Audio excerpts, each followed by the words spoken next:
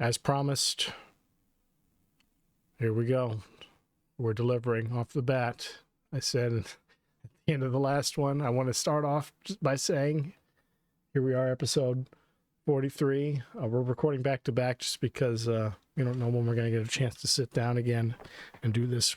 Our lives are becoming increasingly busier. Very famous people we're highly coveted. Yeah, I decided to do a little bit of a wardrobe upgrade because I want to be totally and completely serious when we play this. I've got my YouTube pin on. I want to remain in good graces with the higher ups at YouTube and at everywhere that we put this out on. I just want to make this extra clear. Listen, we don't stand by anything. It's going to be said or done. This is not our post should not be subject to be taken down. This is a matter of free speech and about denouncing what has been said publicly on this podcast, Louder with Crowder. But I really just, I finally found it, and I want to share with the people what Alex Jones had to say on Steven Crowder's show when he was guest hosting. When was this? Looks like this was posted. Do I have a date? I want to say 2 weeks ago, though. So I don't have a date here to look at for when this went up exactly. But this is all happening within the last couple weeks here. So without further ado, this is Alex Jones hosting Louder with Crowder. Here we go. Let's hear it. You're saying, oh, well, we're not even going to look at where crime's at. Well, the natural thing for me to do would be like, okay, so you're telling me that it's unsafe for me right now as a person who's Asian. Or remember when Islamic people... I identify as Asian, by the way. You do? Is this a new thing? So I don't know if you can hear, but that's Alex there. They're having some sort of deep, thought-provoking discussion about race relations in America. And he's taken this opportunity to poke fun and say quite clearly that he identifies as Asian.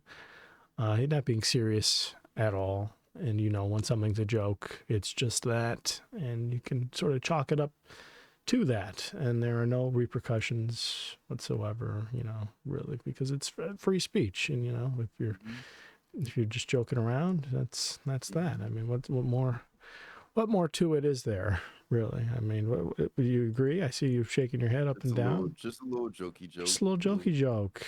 Just a little joke. Jokey joke. Oh, we're not watching the video because I think that'll get our shit just straight up firebombed, which I'm not willing to do.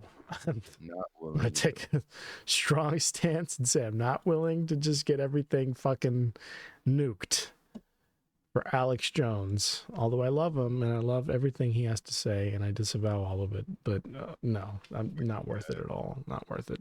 I mean, but if we were watching the video, which you can't even find now, I invite anyone to find this if they can. It took me this long just to find it on the podcast on Spotify. I had to scrub through the whole thing and found it finally at the 15-second mark. You're welcome to listen, but finding the video, he did pull his eyelids back. He made a whole display when he goes into how he identifies as Asian. Is there a benefit? Oh, stop it. My goodness, Alex. How you do there? He's a child, and that is My Boston wife. That's a really bad impression. Hey, I love Asians. We have to make fun of it. I'll do a redneck for him. I'm the roughest, toughest. He loves Asians, but he can do a redneck too, is what he said. He can also do a redneck. Because he did Asian so well. He was like, you about to fuck my shit up. He was like, at this very moment, you are fucking my shit up, and I have to disown this. You are at this moment fucking my shit up. Oh my God. Oh no! Oh, really? I mean, yeah, you can hear it. You can hear how freaked out they are. Like, He was like no. crazy other person. Like that's why would you do this? Why would you do You can this? hear it in their. I mean, let's go back. You can hear it in their voices how scared they are. They're like, "That's a bad impression. That's just. Oh no, he's just. Alex, Hello, how you doing there? he's a child, and He's a child. That's. Immediately he's like, I don't fuck with this. I don't fuck with this. Mhm.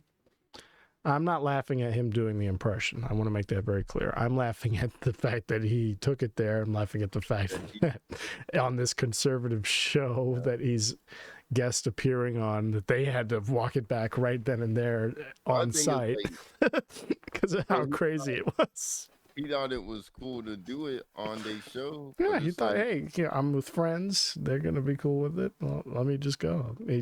They brought me here to be outrageous, to get views. Let me give them what I came here for, and that's what he did. And come to find out that I guess they found their sort of moral compass in that moment. I guess they found what was too far for them. I don't know if they have a lot of Asian viewers or what the case may be, that they found that to be the line crossed. But shit, I mean, it is he goes all in on that one. So very fun. I only heard it and I'm just like, oh yeah. I mean, yeah, we're only listening, but if you watch the video, he takes it a whole step further. So we love that for him. He's only digging a deeper and deeper grave for himself with each and every one of these types of things. And just as soon as he was sort of coming back too, we talked a little bit last time about how he was with Kanye, or he had Kanye on his show, and he was sort of the level-headed one, kind of keeping Kanye's shit at bay. So, hey, fuck it. If Kanye could say what he said, I'm gonna say what I want to say. I guess now he's like, hey, I seen how this guy does it, and I think I can take a swing at it. I think I can have I think it's my turn. It's so funny. It's so hilarious how he goes from seeming like the sane person to immediately undercutting himself. Yeah, I mean, I just wanted to play that for just so y'all know what's going on over there in the Crowderverse. But this kind of leads into a greater discussion that's going on right now about a guy who some of you may or may not be familiar with. His name is iDubbz on YouTube. This is sort of a YouTube edgelord era icon. He made his way on YouTube just doing crazy, insane stunts and things. Not like car crash stunts, but going out in public doing weird shit for the sake of it type stunts. Shock value shit. Shock value is the term I would use for sure. So, but the craziest, most unhinged stuff he did usually involved him saying the N-word a lot. This white guy saying the N-word with the ER, the whole deal, just constantly. And that was sort of his mantra was, and it wasn't just, it was the N-word followed by the gay slur F-word. So he would say like a portmanteau of the two words, N-word, F-word. Oh my God. Yeah. And that was his trademark, right? Was saying that. And when you said F-word, I thought you meant fuck. No. I mean fag, F-A-G. That's so what fucking 10-year-olds say on Call of Duty. Yeah, well, I was just on. That's so funny you say that. I was on Modern Warfare 2 last night, and I got called a faggot 10 times last night. I'm not even fucking joking. I'm not joking. No, I'm not joking. I have a little gay flag as my call sign thing, and it's my little clan thing. And so immediately people are like, oh, we have a fag here. Just so you know, they they would have called you that regardless. Oh yeah, Black well, or not. of course, it has nothing to do with it. But what I'm saying is, that immediately, it's what triggers it. It's what sets it off is when they see the little flag thing, and I have it that way ironically because it's funny that Call of Duty is like like they had like this whole Pride movement thing where you could download like countless different. They're not skins. They're specifically for like your name. It's like your name tag has a color scheme, and you can change it to be like one of like 12 different variations of the Pride colors. And so I have my shit is all rainbowed out because I thought it was funny that Call of Duty has a stake in this. Every major company, gaming or otherwise, has a stake in gay shit now. So, but like you said, it's neither here nor there that I've that I've advertised being gay on there. You'll get called that regardless. But what it does do, it's sort of like the catalyst in initiating that interaction as soon as possible. And that's why I get called it more frequently on there, actually having this. And it is interesting. It's not exactly fun, but it is interesting to have these sort of back and forths with people online as soon as possible. Call of Duty comes to mind with that word, and that's this guy's era. iDubbz's peak when he was on the mountaintop was like total fucking smooth-brained Call of Duty activity, and he's sort of made a new name for himself, being the premier boxing YouTuber now. He's kind of he's not on like the Jake Paul or KSI level of no, exactly, like they're sort of like how you imagine YouTube boxers to look, but iDubbz has become like the leading YouTube boxing organizer.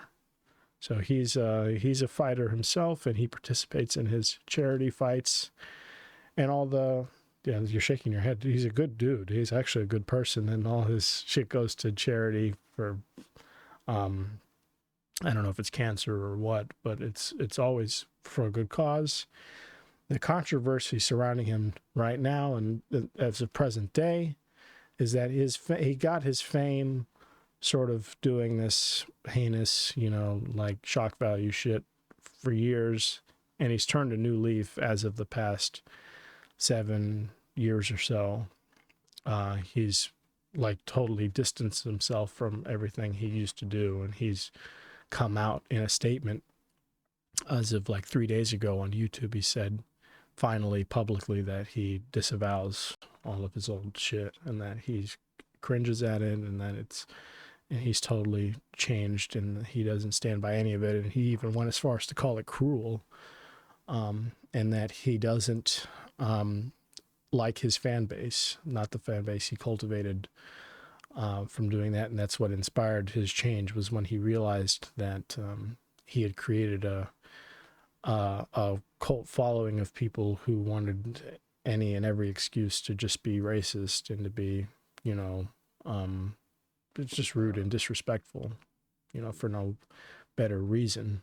So, I mean, Damn. And I guess the question I want to ask or pose to you is, how do you feel about, and I'll go into how I feel about it, but how do you feel about somebody who used to do something, who made their whole career, their foundation was built upon doing shit that's really just overtly offensive, and how do you feel about them turning over a new leaf and coming out against it and taking steps to change effectively? I mean, we always like a little change. Change is good. It's because that's the thing. And to bring Justin back up again, we would have conversations at times about I forget exactly what it was, but it was about like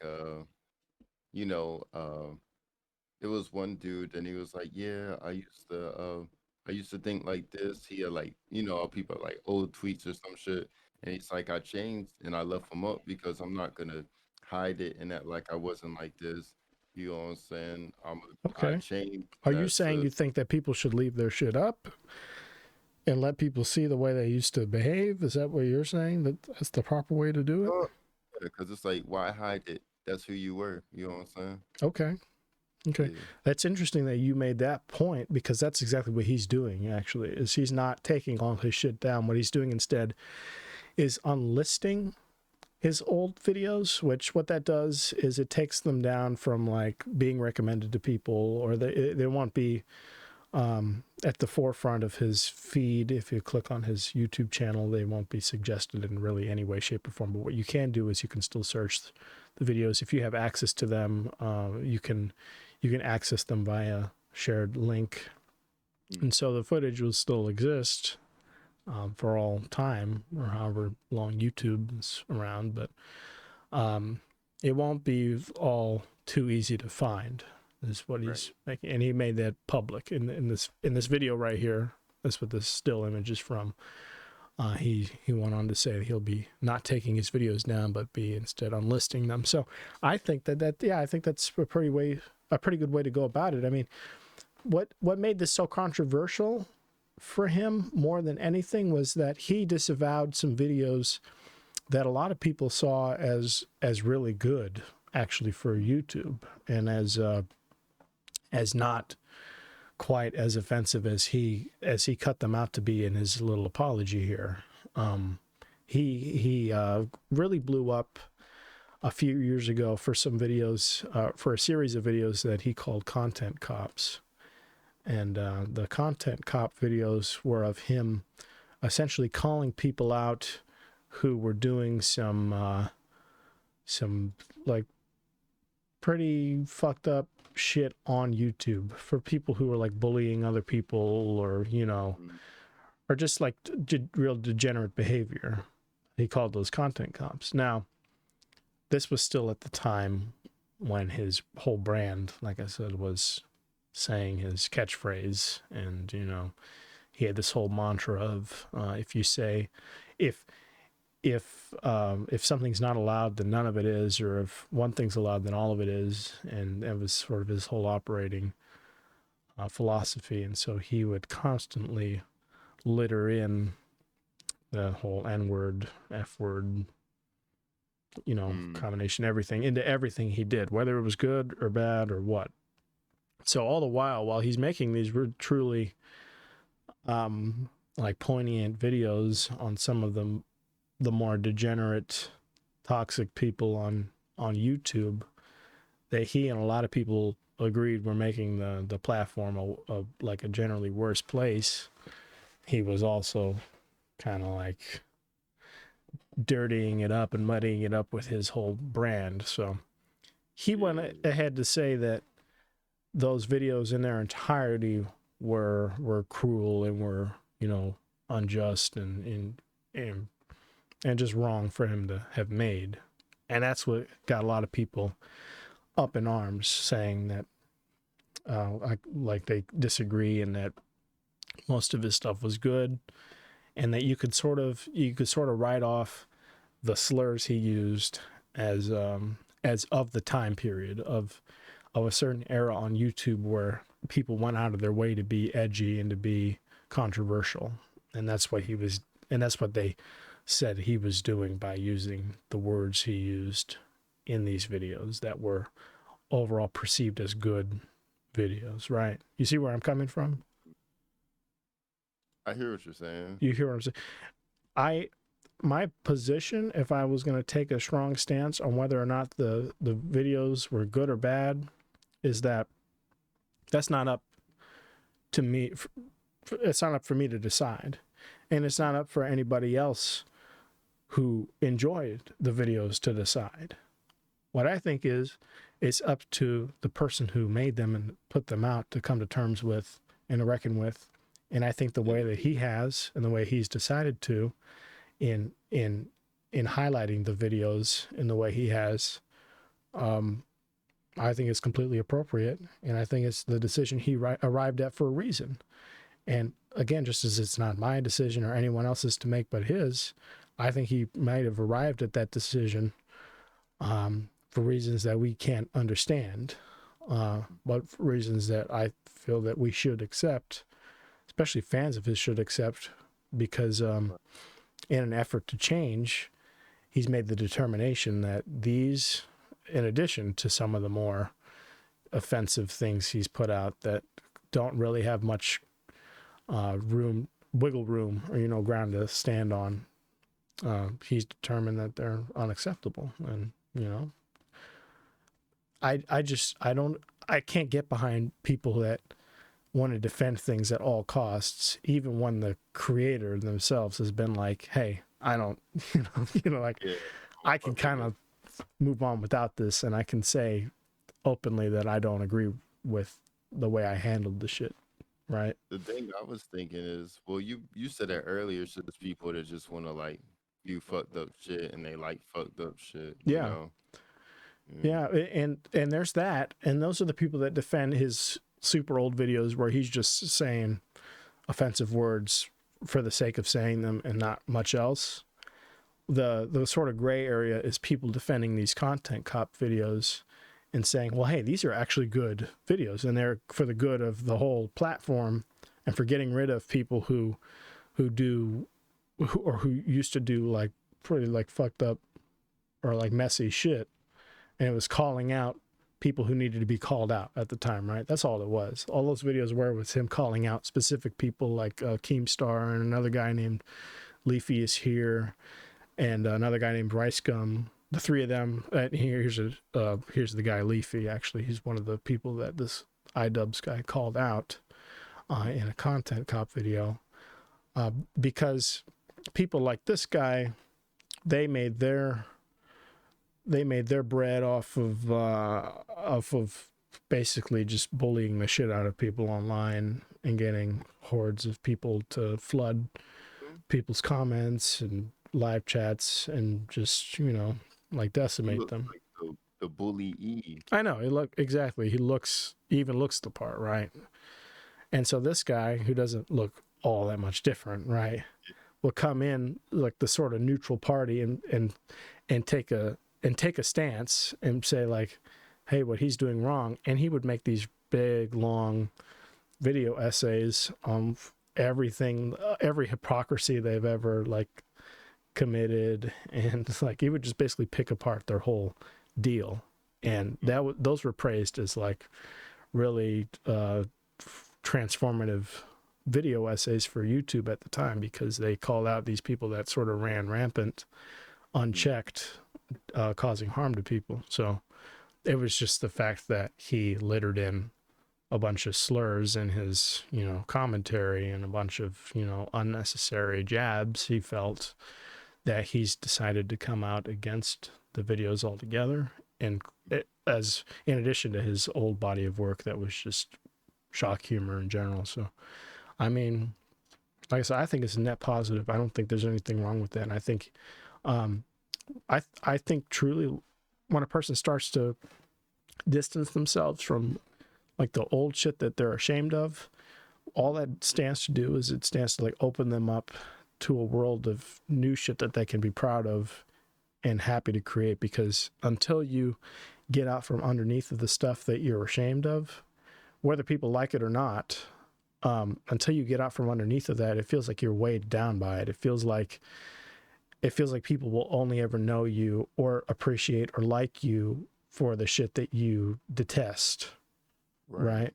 If that makes sense. And that weight of feeling like you have to make shit that you abhor, that you dislike so much, whether people appreciate it or not, knowing that you feel like it's the only thing you can. I mean, look at him here. He's in front of a Confederate flag, and that was his whole model, was just to be like, just to have offensive shit all in and around everything he did, whether it was good shit or not. He did a lot of these unboxing videos where he would unbox like fan mail and packages people would send him, and they would often be like dildos or they'd be letters that would say like, "Dear N-word, here's a letter I wrote to you because my mom's an F word," just shit like that. And he would get his viewership from doing shocking shit like that, and from cultivating a community of people who engaged in that kind of behavior.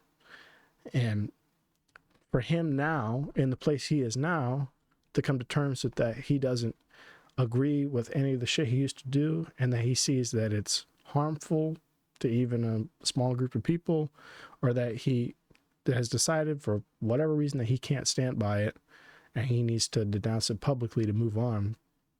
I think that's going to be the starting point or the jumping off point for a whole new era of stuff that he can make and be proud of, and possibly even stuff that'll surpass the insane level of viewership he got on the, because I mean, like the old videos they used to get like 40 million views. You know, he was not a small dude by any means. I mean, I know he looks like a geek or whatever, and you know, you've never heard of him. There's a lot of people on YouTube and on the corners of the internet that we've never heard of that are grossing, you know, like 20 million views per video. That's just the nature of the internet, that there's so many microcosms that have such dedicated fan bases. But he had such a dedicated following that he would get millions on millions of views per video. Imagine that. Imagine you got millions of people congratulating you for, I don't know, like pulling your pants down and shitting on a sidewalk in front of a Walmart, right? Saying the N-word. Imagine how would that make you feel if you knew a lot of people appreciated that? I mean, I guess that's what drives you to do more of it. But I mean, to me, that would feel discouraging almost. That would feel like self-defeating, because I'd be like, that's the last thing I ever wanted to have to recreate or to, you know, like expound upon. Where do I go from here? And that's what he's admitting he felt like this whole time, is like, oh shit, the first time I even explored this might have been, you know, I might have been in a bad place where I felt like this was okay at the time, but over time, growing and developing into this person I am today, it felt suffocating. It felt like, you know, I didn't even have a choice in the matter. And it can feel like that when you have a lot of real money at stake, when you have people who depend on you, when you have rent to pay, when you've put in a lot of hard work, even if it was on some shit that you hate doing, you know, that's its own beast. I'm not saying you have to feel sorry for the guy, but you certainly don't have to feel upset that he's changing and that he's chosen to disavow what he's chosen to disavow. Yeah. You know, so it's not anyone's place to say that it's not his choice, or that he's wrong for thinking that he disagrees with his old shit. You know, he's the guy who made it. So you'd think if anybody was the guy to say it's not okay, it'd be the guy who made the shit. I don't know. It's kind of it amazes me to see how many people have like lost their minds over this. I mean, like truly, that's the only reason why this is kind of like top of mind for me right now, is because I can't look anywhere on YouTube without seeing 10 people talking about his apology video, because they're like, hey, I don't think that his old videos were okay, or I don't think there's anything wrong with his, like maybe some of the super old shit was wrong because it didn't do anything productive. It was just him, you know, saying bad words without anything. But I think the productive videos where he's calling people out were okay. And it's like, okay, well then why? Why do you think that? One, sure, you're entitled to your opinion, but then why do you think you're the person who people need to hear from on it, when the guy who made the shit has already said he doesn't like it? I've already He's already spoken. The king has spoken. I've already said it. It's like, how about pipe up and defend some shit when the guy who made it needs some defense. He's already, you know, moved on. Like the ship has sailed, you know. We need to talk about no more. You're fighting a battle when everyone's cleared out, packed up, gone home. The sailors are already hugging their fucking wives. They're already at Times Square parading, and you're the last guy with a fucking rifle in the trenches. Where are they?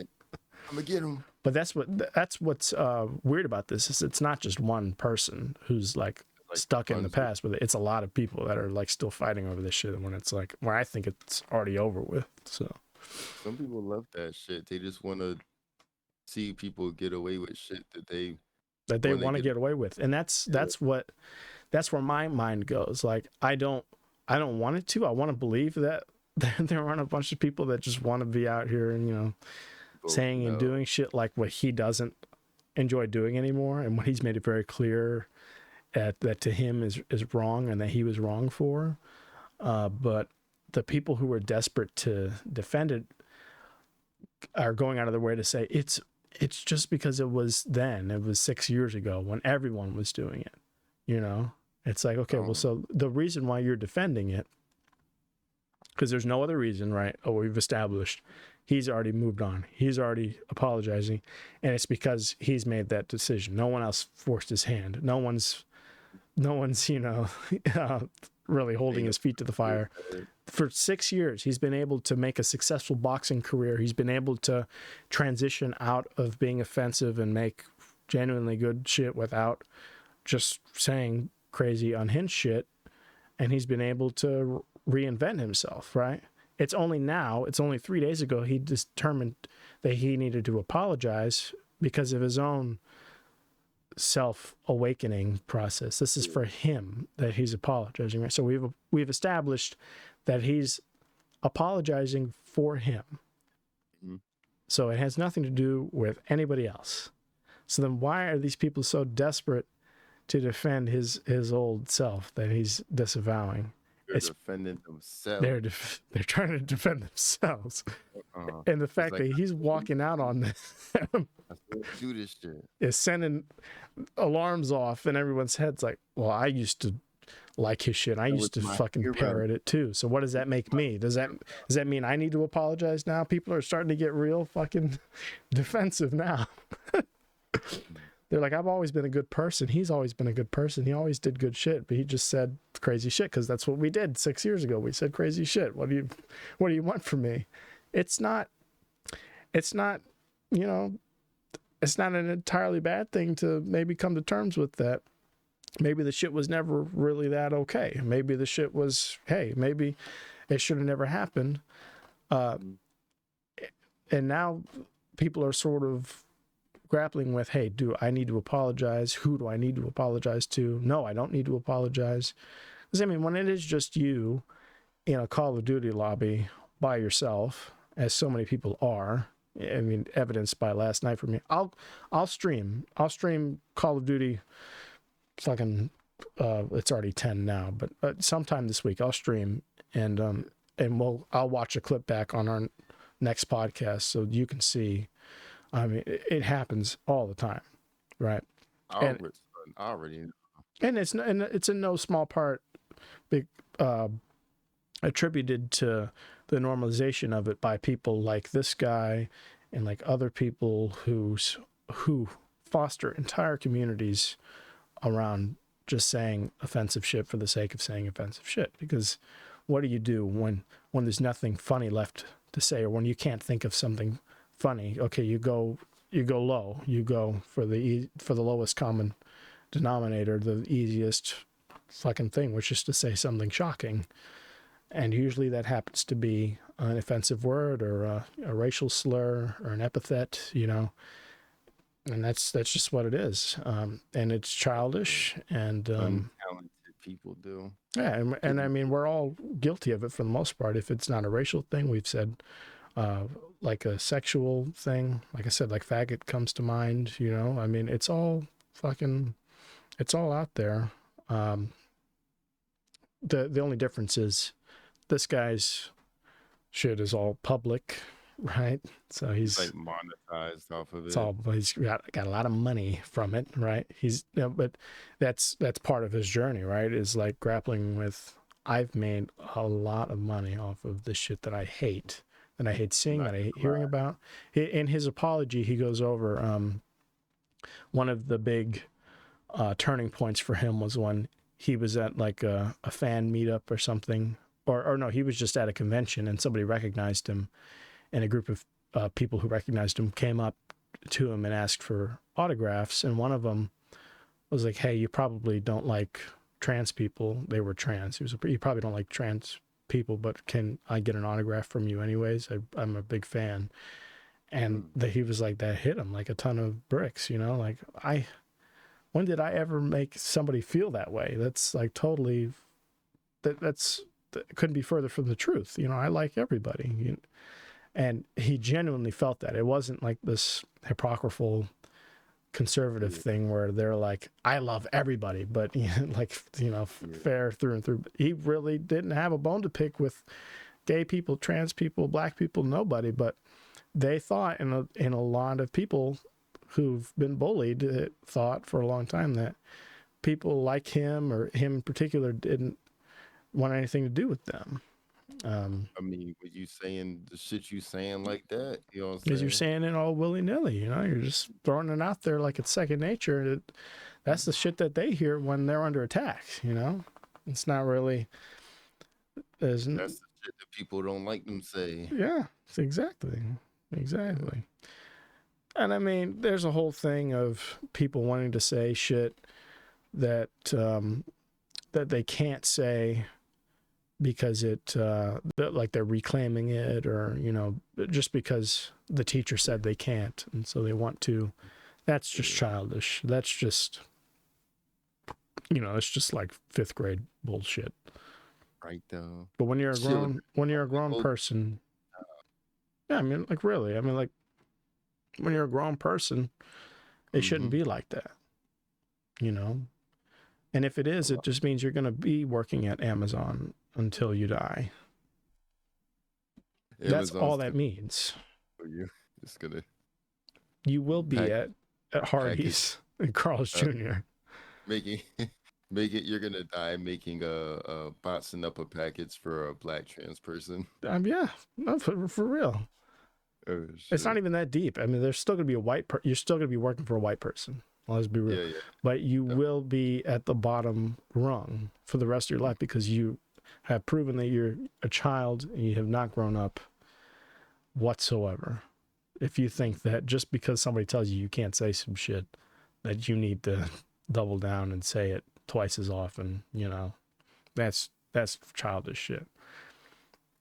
That's basically what all his shit used to be. It was just like, hey, because you can't say it, that's the first thing I'm gonna go to. That's what I'm that's what I'm hitting home, is, you know, the N word, the F word, the CH word, every other, you know, all of it. I say the N word sometimes. I'm gonna be honest. Yeah. Oh, I'm sure you do. Yeah. I'm sure you do. You're a terrible dude. But like, it'd be like if you were calling Hispanic people the W word, or if you were fucking, I don't know a whole lot of racial shit. I know the Asian one is like CH, right? Just, you know, you see where I'm going, or G for Vietnamese. Oh yeah. You know, like that's his whole fan base, is just like, it's like bingo for racist words. Yeah. Just for the sake of saying them, not even for offending people, just for being offensive for offense's sake. Yeah. So people like that shit. I think it's good. So he had a whole video, a whole content cop on this lady, Tana Mojo, who at the time, she had a lot of like grifts and things where she was like selling shit that nobody got, and, you know, like typical YouTube shit. And I think she had said the N-word on occasion, like soft, like, you know, like in the rap sense. And he was sort of pointing out the hypocrisy of that. Hold up. Yeah, like, right. But like, who is he to even take it there? Right, though. But so he goes and he meets her at a fan meetup. And this is a big moment in YouTube, right? Where he meets this lady in person and gets her on recording to take a picture with her, but he's recording, right?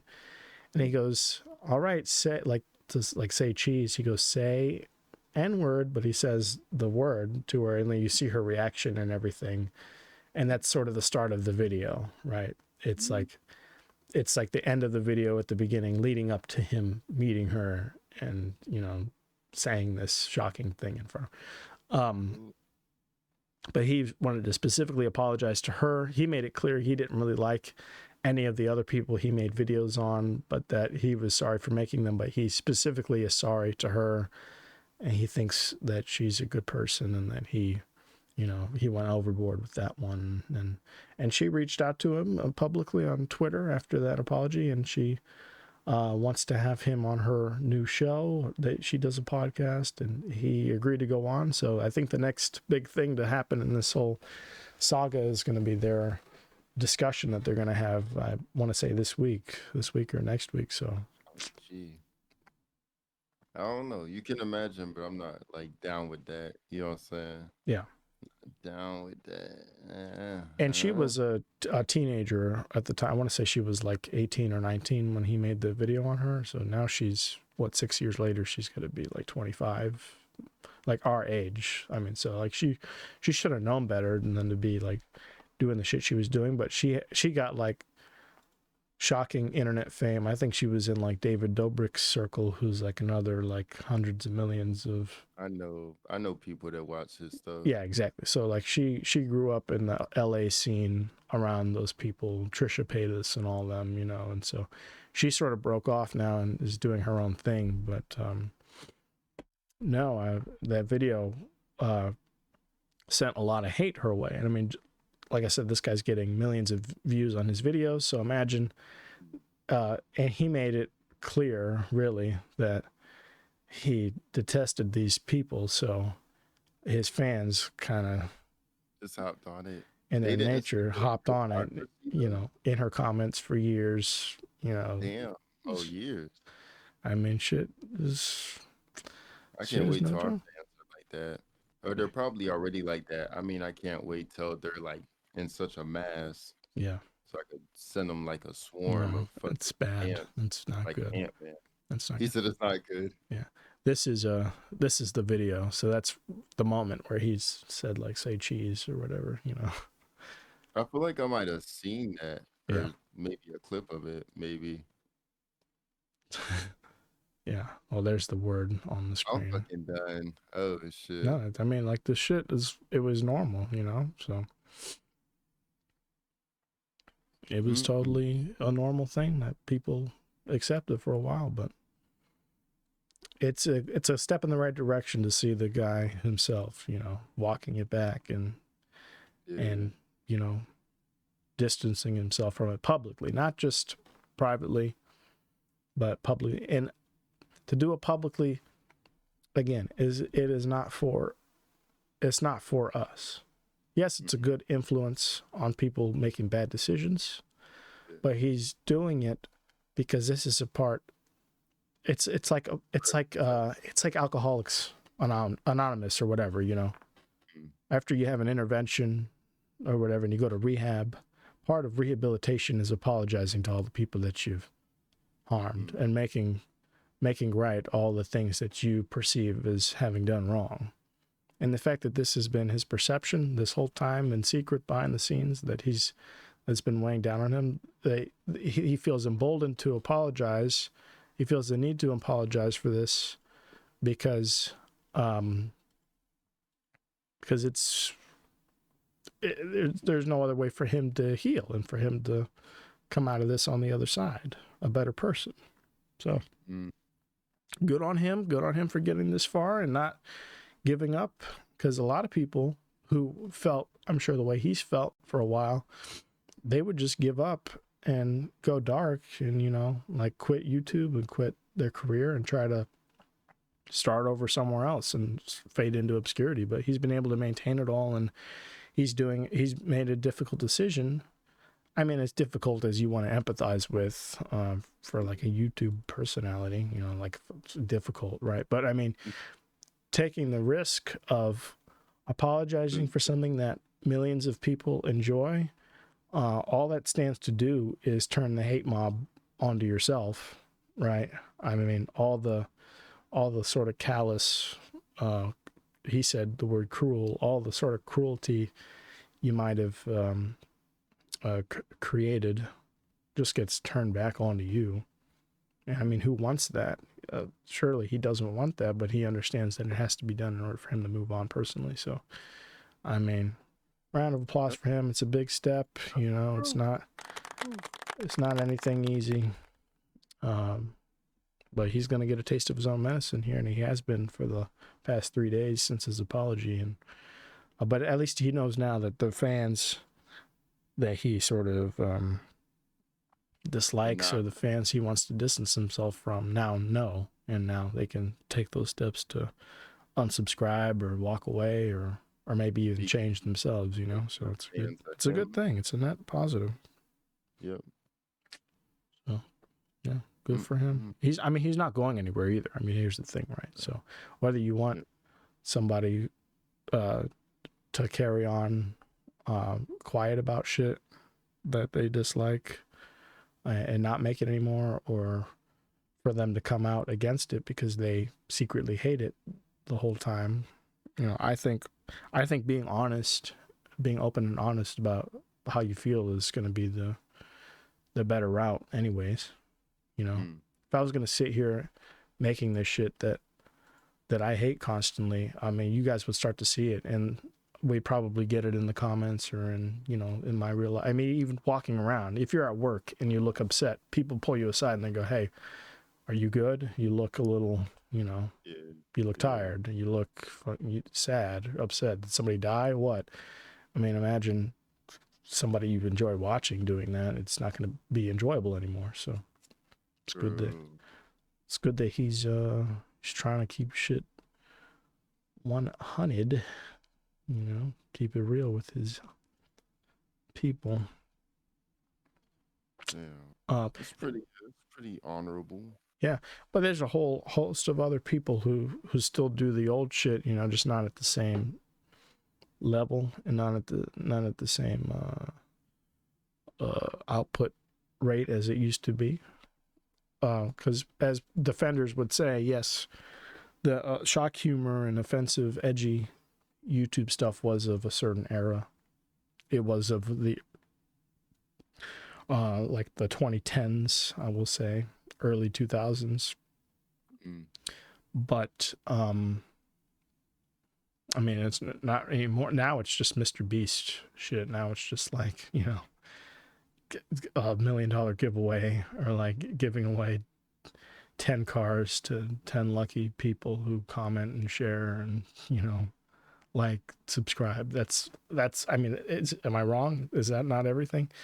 That's what it is. But there was a pretty big dedicated corner for a while, early 2000s, early 2010s, that was just all about saying the most shocking thing to get the most views and then cash out. Little pranks and shit or whatever. Yeah. Pranks, all that. And this guy made his way of like calling out people who did pranks while also being just as shocking and offensive. So it was like a weird, like, he's getting rid of the competition. Yeah, exactly. It was like a weird mix mash of like, he's not quite as bad, but he's also not, like, you can tell he's got his own shit going on. Yeah. So I don't know. I never got into that stuff for real. Like, I knew people that like watched some of it, but I never saw the appeal. You know what I'm saying? Yeah. I don't know. No, I mean, I always liked commentary channels, like people who would call out like fake pranks. Like H3H3 was a big thing I liked a lot, because they would call out people who were clearly doing fake shit that was totally staged, like clearly actors and everything, but they were passing it off for real, and there were like hundreds of thousands of kids in the comments talking about how real that shit was, or how they can't wait to try it later. And so I always loved people who would call that out. And this guy, iDubbz, is one of them. I mean, that's exactly what he did. It's just a shame that he feels he can't stand by any of his old stuff, because he also happened to have a very distasteful brand along with it of saying outrageous shit while doing it. So, yeah. Don't put what sort of inspired Cam Chow too. We were talking about Cam Chow last episode. That's another thing too, is like I don't want to make some shit that I'm not going to be able to enjoy the whole way through, right? So to like sit down and slave over some shit that I'll get no return on, and you know, it's really just, it's a labor I'm not interested in, you know. So I'm only going to do some shit if I like totally 100% want to do it, like this or music or anything else. So that's life. But the Cam Chow one that we made, which will be in the link of the last podcast 42, I'll put it in there. I'll put a link in the description for you, piglets. Cam Chow 1 was greatly inspired by shit this guy used to do, actually, with hey, here it is, actually, right here. So I'll pull it up on the screen in images here. Him in this morph suit with this guy, these two. This guy in the pink here, he used to make some videos that are very, very, very similar to Cam Chow 1, where it's like them and a group of friends in a field, like doing like an anime style storyline, all in full with like one or two shitty cameras and no sound devices, nothing. Like it's all just wind and nonsense, you know. This is obviously over the top and a lot of like screaming and yelling and, you know, and they had like special effects and shit, but and it wasn't them saying the N-word or any of that. Like that was sort of his brand by himself, and people splintered off and did their own things before and after coming together. But when they were together, they made some fun. This guy's name is Filthy Frank then, but he goes by Joji now. He similar to similar to iDubbz here. He doesn't want anything to do with his old stuff, and he goes by a different name now. He makes music, and he hates when people bring up his old shit. He's embarrassed by it. He doesn't like it at all. Like, even though it's not entirely offensive or, you know, or like it's not something that you have to necessarily even be ashamed of, right? Yeah. Although it is absurd, it is wild, wacky, and borderline offensive. He, for his own reasons that no one else can, you know, say otherwise about. He's determined that he doesn't want anything to do with that shit, and so the people that will vehemently defend it and say that there's nothing wrong with it, I'm like, they don't really have a place to say so. I mean, let's just appreciate it for what it was and move on with everyone else, you know. So it's a very similar circumstance with them, but they arrived at a different moments. This guy's arriving at his awakening right now, and this guy did quite a few years ago, shortly after closing his channel and walking away. And you don't see it happen a lot, but when it does, it inspires conversations like these where people get up in arms about defending some shit that they want to keep doing themselves. Exactly. Cowards. Yeah. Mm-hmm. They need their prophet to speak for them, because they can't speak. They're not about it. They can't speak on their own. Yeah. Sound like babies babbling. Yeah, I mean, shit.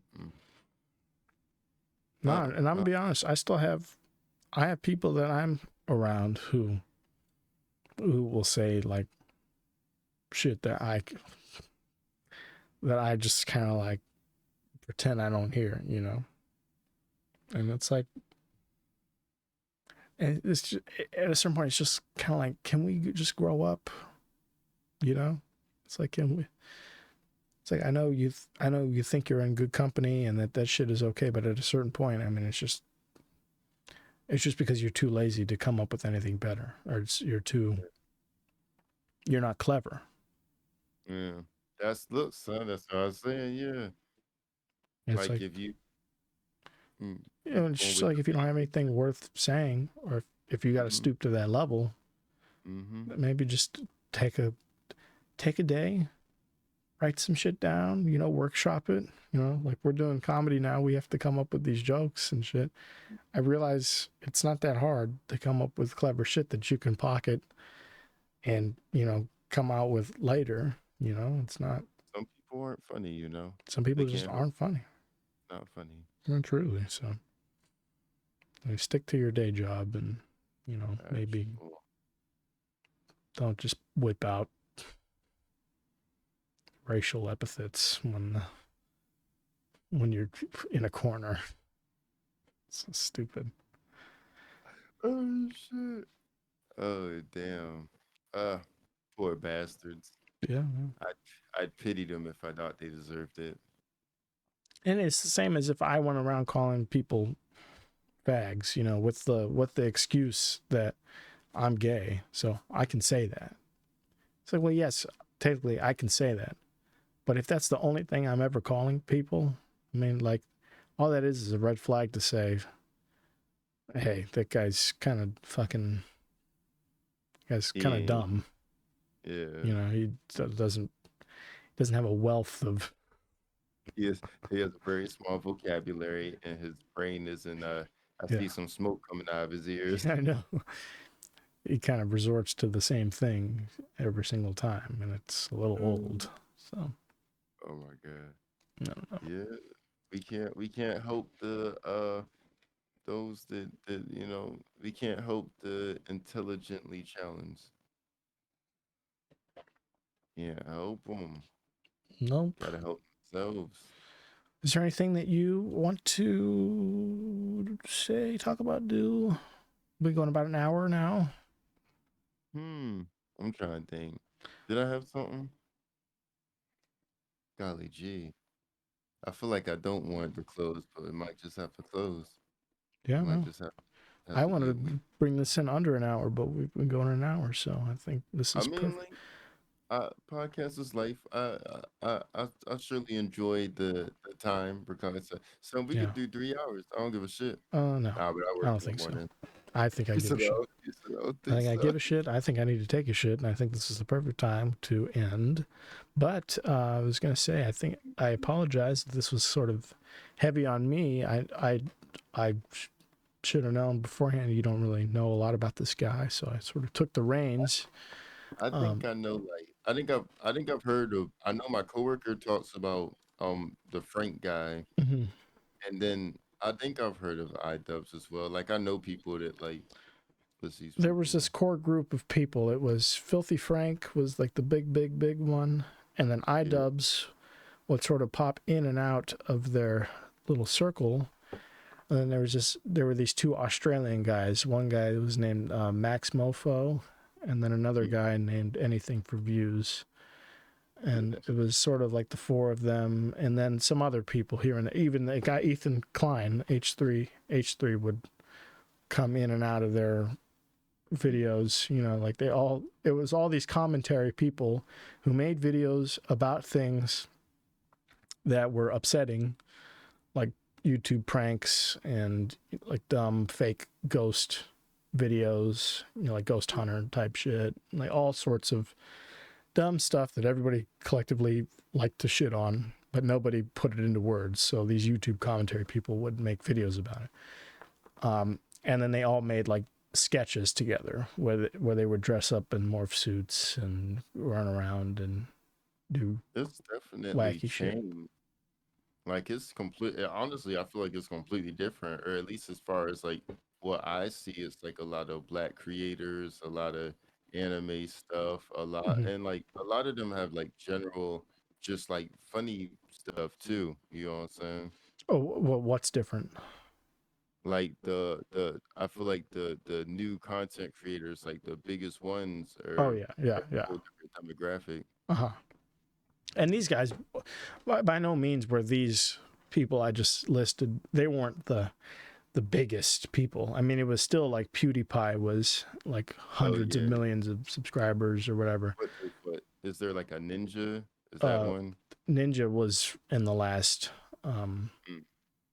like 5-6 years, I feel like. But I mean, these guys that I listed are from the last 10-15 or so, you know. Like, I mean, let me just look up Filthy Frank to see when the last Filthy Frank video was. Shit. I think it's been a minute. My coworker, he be talking about him. He be like, well, he doesn't talk about off, but he was telling me about him. He was like, yeah, it's been like a minute, and he does like the music now and don't do the Yeah, I mean, like, all his shit is 5 years ago, 6 years ago.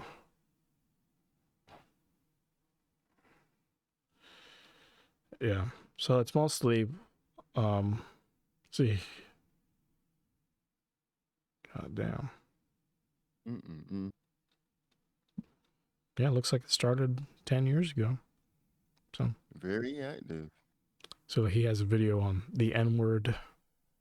You know, so that was just the shit that people did. 11 million views, though. 11 million, 14 million, 6 million.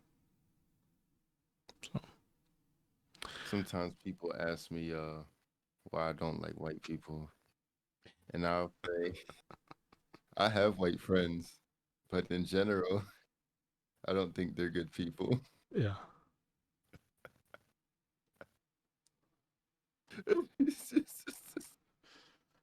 Like, see, look at this. This is sort of like in the vein of Cam Chow. Like, they would just be out here running around doing nonsense. Oh my god.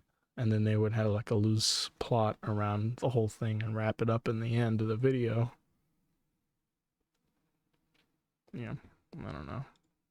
Like, this shit is all. Yes. I mean, like, all the shit was like extremely memeable too. So I mean, you'll still see like gifs and shit about like of this exact thing out of context. A lot of him in the aviator gear, a lot of him in the pink here. So I mean, it just looks. I mean, this. I remember this used to be like SJW, like memes. They would use this still photo of him. Yeah, a lot of great shit. That was Ethan Klein's big thing, and you'll see him now. H3 is totally different now. They have like, they're like totally oriented around a podcast that they do live every week, right? Totally. He does it with his wife, right? Yeah, he does it with his wife. He does it with liberal commentator here, Hassan Piker.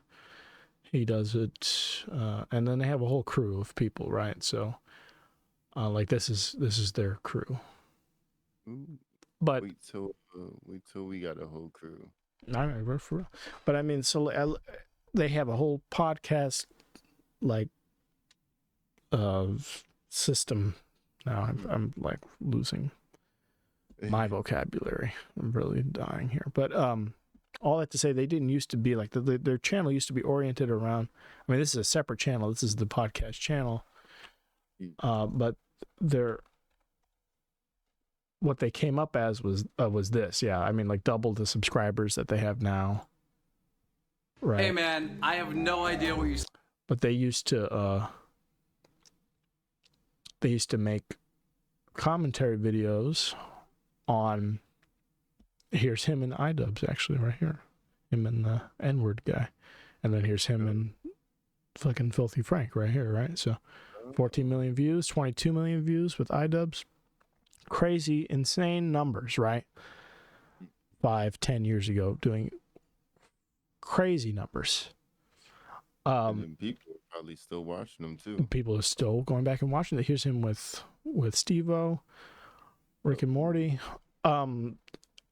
They used to make commentary videos talking about like social justice warriors, like Karen freakouts, or like people doing crazy shit, being crazy in public, basically, and they would call that shit out. And then they would also do shit on pranksters, like Pranks in the Hood was a big thing for them. They would call out these guys who would do fake pranks on black people that they would pay to like rob them, or they would pay to like save the day from like some black people, you know, like crazy shit, and they would call it out.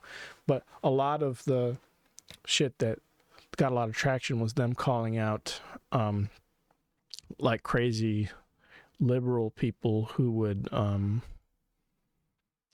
go crazy at like protests or whatever and like freak out or like chain themselves to shit, like stuff like that, you know, or like PETA shit, you know. But then they got a lot of fans that they didn't like that were ultra conservative and that were looking for people to shit on, like democratic or liberal leaning people. And when they realized that, they started to, you know, sort of quietly move away from that. And then ultimately they transitioned out of it completely and into a podcast. And a podcast, that's much different from an edited video that's 13 minutes long. A podcast, like what we're doing now, we're going to come out with a bunch of our actual genuine thoughts at length on some shit. And when they're old fans that were there to hear them shit on like crazy liberal people, when their old fans went to the new podcast and heard them talking about, you know, like fuck Trump and, you know, the things that they actually believe, that caused like this big giant rift in like, what? Yeah. Deception. And that's exactly what it was. It's like y'all are liars, y'all are fake for the videos you used to make. Like, what happened to you? You know, like you changed, brother. And it's like, but the thing is, they didn't change.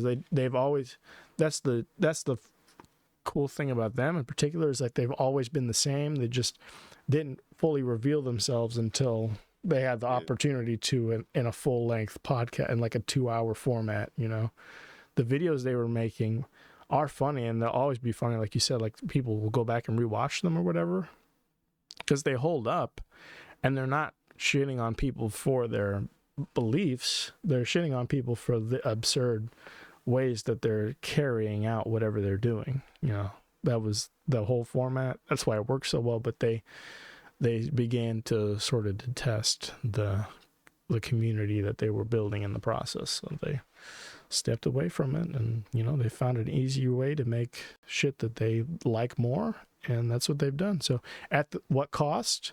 And like a percent of the viewership. I mean, like, look at these numbers. Like tens of millions of views per video. And then we look at the podcast. What's the podcast doing?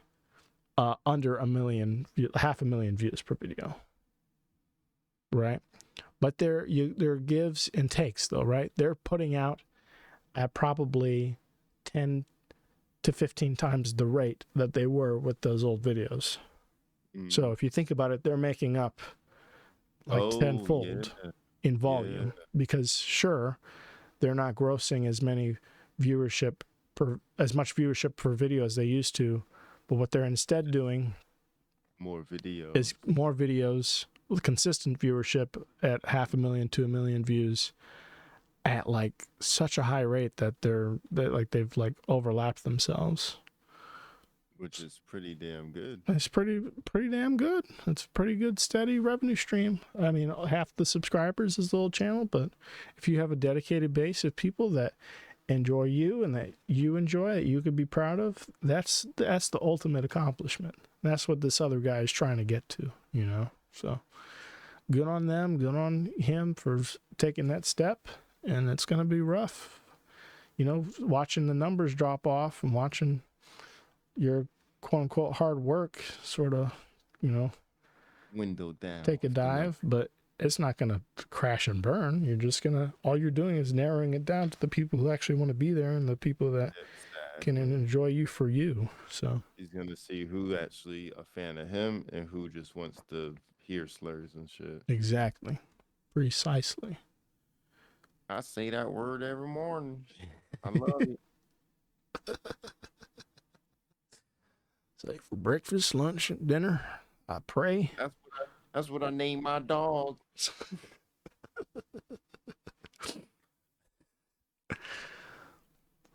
So there's only one thing worse than my dog is people who love my dog. I know that's right. Tell him, don't you pet him now. You best step away. You want to remain in my good graces. You don't even think about my dog. I disowned my daughter because I saw her looking at my dog too long.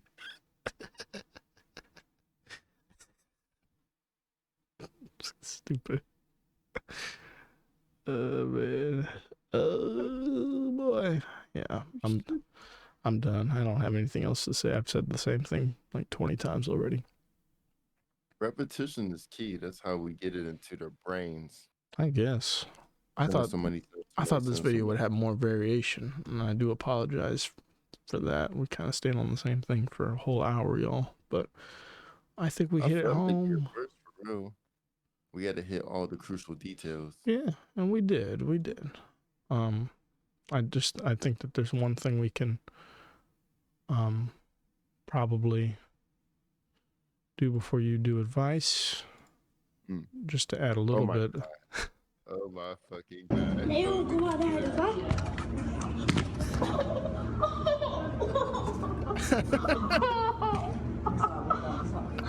It doesn't get old. It doesn't get old. I'll tell you why. Because that is real. That's his real story. It's undoctored footage. It is fucking through and through what happened. You know, we know he's not lying. We know he's not telling fairy tales about what happened. This motherfucker took a spill that changed his life.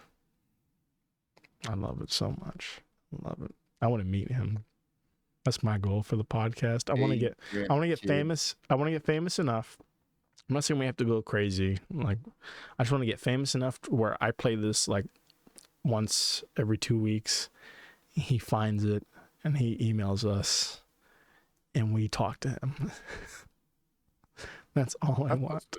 Right? There's a lot of time, so it could happen. Yeah, exactly. I just want to speak to him on the podcast for views. Not I don't give a fuck about him personally. No, I just want to generate more viewership from enjoying his video together with, and I want to watch it with him too. And I want to go step by step in what was going on.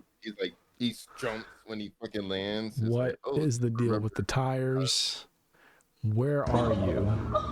Is this at grandma's house? How did it feel when you hit the ground? Are you kidnapped? Was this your recess hour that you got once a week from your kidnapper to get rid of all the energy? You get 1 hour a week, and you ruined it. Were you recording yourself, or was that your captor recording you in secret? Did you ever expect for this to be seen by millions? I mean, this has almost 2 million likes, so you know the views are at least double that, triple that. I'm gonna put it on my story so it can hit 2 million. Oh yeah, please. That's what'll get it there for sure. Oh my freaking God! Yeah, me and my like maybe 1 something fucking followers. I don't know. Yeah, I love That's the shit. When my shit got hacked, I was like, I don't even have a lot of followers. I hacked my shit. That doesn't make sense. And then there's people like I didn't have a lot of people. They're obviously people that know me. They're not gonna fall for this shit. Stupid. Yeah. All right, let's get some advice going. What do you got? Please tell me if you wrote something down. I wrote something. Hold up. It's on my phone. Christian is sick of my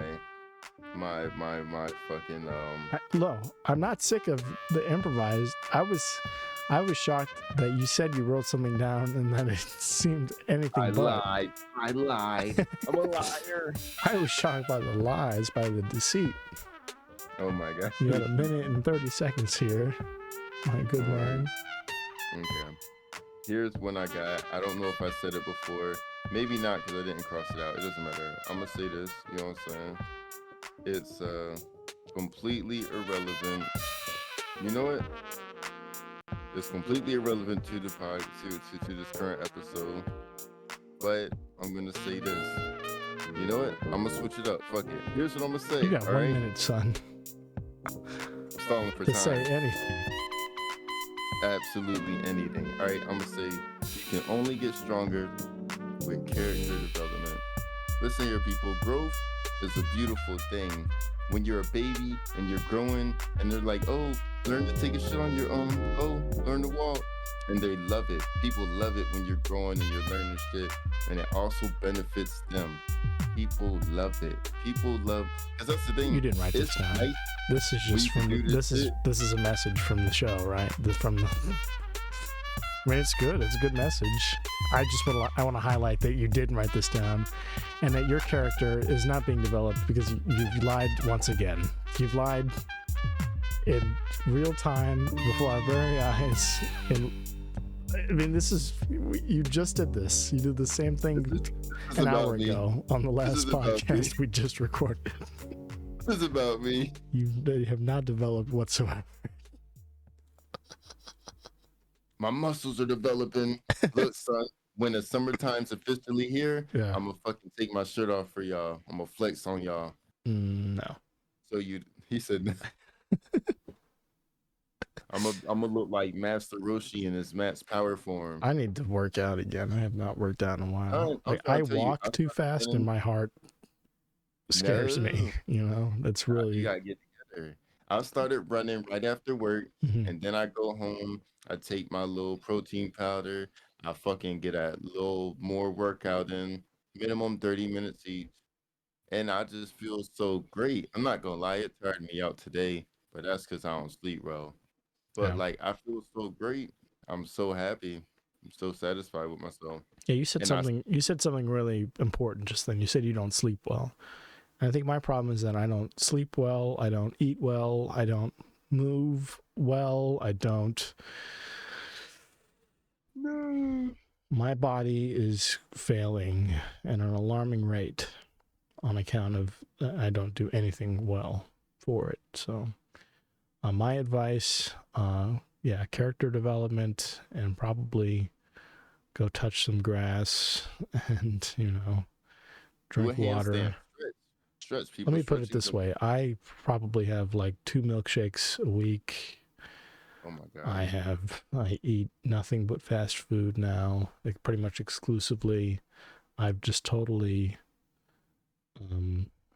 I'd like to end the podcast at some point, and the advice segment is over. I'm just Replay it. Fuck it. I'm Play it just again. totally fucking bearing my soul about my diet and habits, but yeah, that's what it is. So this is the Get it last in both. episode. I know the last time Oh I my said that was, but this is for real because I'm gonna have a heart attack in my sleep. Everybody, good night.